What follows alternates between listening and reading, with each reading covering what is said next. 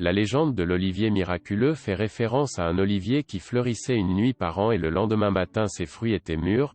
On dit qu'une huile miraculeuse en était extraite. Il y a plusieurs chroniqueurs qui se réfèrent à cet épisode. Son emplacement est diffus mais la plupart des sources coïncident en le plaçant près du château de Mirabai, dont il reste des vestiges dans l'un des castellones de La Hoyas, à côté d'un ermitage dans lequel les restes d'un martyr ont été enterrés, sans identification.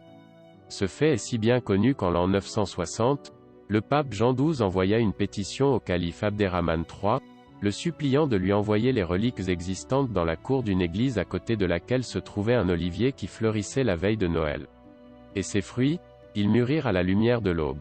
Un autre document de 1515 relie l'existence de l'olivier à la présence de Santas Martyrs Zalodia et Nunilon dans leur ermitage sur la montagne.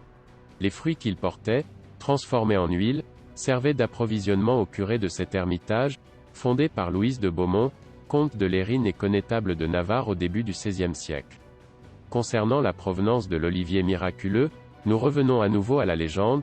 Selon une ancienne tradition, la fondation des premiers diocèses espagnols est due aux 7 hommes apostoliques qui sont venus avec Santiago Apostol dans la péninsule ibérique. Le chef du groupe, San Torquato, fonda le diocèse d'Axitana et les 6 autres s'étendirent dans tout le sud de la péninsule.